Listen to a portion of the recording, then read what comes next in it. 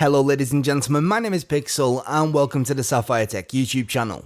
In today's video we're going to be taking a quick look at the performance and visuals of Resident Evil Village running maxed out both with and without ray tracing at a 1440p resolution on our Sapphire NITRO Plus RX 6800 XT graphics card.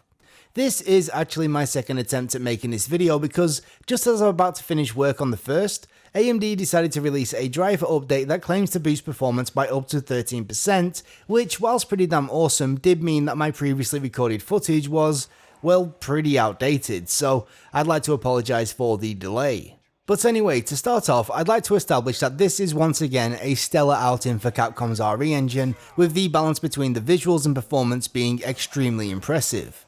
Whilst there's no denying that graphically speaking, the game isn't exactly a massive step up when compared to the previous outings, I don't think there's any doubt that this is by far the best showing for Capcom's in-house tech so far. Besides ray tracing, I think one of the biggest improvements that I noticed has got to be the engine's particle system.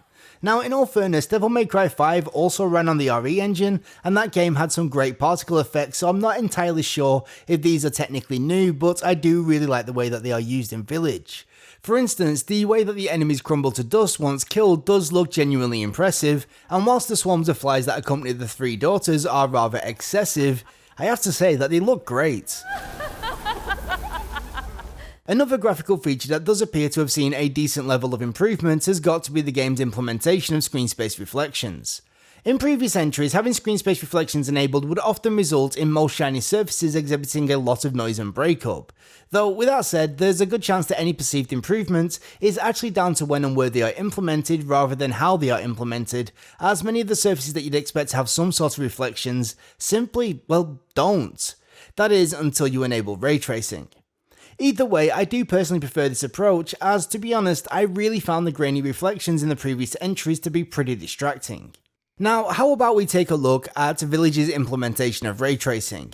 Maxed out at 1440p, I'd say that the average cost of enabling ray tracing comes in at around 40 to 60% performance cost, depending on the scene in question, which, on the surface, appears like a substantial hit, but when you take into consideration that performance in general is excellent, it's really not too bad. During my testing, I found that the vast majority of the time my frame rate would stick between 90 and 120 FPS while ray tracing was enabled, and to be completely honest, the game felt great while playing on my FreeSync compatible monitor. Truth be told, if I wasn't testing performance, I would personally be playing the game with a 120 FPS limit anyway, regardless to whether or not I am using ray tracing, as this would keep me in my monitor's variable refresh rate window, minimizing input lag and maximizing smoothness. So, in my case, there would be very little difference in apparent performance between having ray tracing enabled and disabled, so my decision to whether or not to use it is really going to come down to the resulting visual change, and this is where things get a little bit more complicated. Most of the time, there is a definitive yet subtle advantage to having ray tracing enabled when it comes to the visuals. We get a hint of bounce lighting and more accurate shadows and reflections, and in some areas of the game, these subtle differences combine and can end up being rather transformative, particularly around bodies of water. However, most of the time, I think that the average gamer is going to really struggle to notice the difference without a side-by-side comparison. In fact, even with side-by-side comparisons, I believe that there's an awful lot of gamers out there that will still prefer the non-ray traced visuals over the more accurate ray traced ones. This is because gamers generally seem to prefer the look of super sharp, high contrast images, most likely because they're perceived to be more detailed, even though in reality those details are just more obvious, which is a subtle yet important difference. In an ideal world, that would be all I would have to say in regards to ray tracing. However, unfortunately, there is still one thing that I'd like to touch on, and that is the graphical artifacts that you may come across when playing with ray tracing enabled.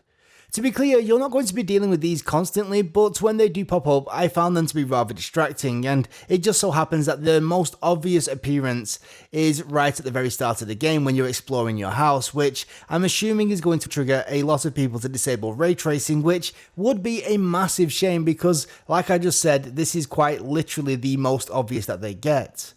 The three artifacts that I'm referring to here are the low resolution reflections, highlighting of foreground objects against dark backgrounds, and most importantly, noise/image stability, which is the one that I think most people are likely going to take an issue with. Put simply, due to the low number of rays fired, in rooms with lots of individual light sources there can be a lot of noise and breakup in shadowy areas. If we limit our frame rate down to 30 in order to make this effect much more pronounced, you should be able to see what I'm talking about. Again, the vast majority of the time this sort of artifact is not going to be all that noticeable, so I do at least recommend that you wait until you enter the village before you decide if it's something that you can accept. All in all, I don't think there's any real doubt that Resident Evil Village is a great looking game that performs incredibly well. With ray tracing we're looking at between 90 and 120 FPS on average, and with ray tracing disabled we're looking at frame rates well above 180. Once again, this is a great showing for Capcom's RE engine, and it's awesome to see this level of consistency between each new release. Personally, I am already super excited to see what this engine is going to be capable of when we are able to break free of the previous generation's limitations. With all that said though, this has just been me checking out the performance and visuals of Resident Evil Village running on our SAPPHIRE Nitro Plus RX 6800 XT graphics card, so thank you so much for watching. If you've got any questions, suggestions or feedback, then let me know down in the comment section below, and if you're new around here, how about slapping that subscribe button so that you'll be notified of our future uploads.